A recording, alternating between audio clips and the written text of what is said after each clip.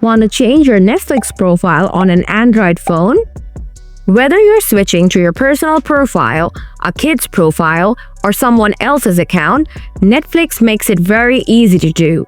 In this quick guide, I'll show you how to change your Netflix profile on Android step by step. Let's get started. Open the Netflix app. Make sure you're signed in. Now choose a profile to get into.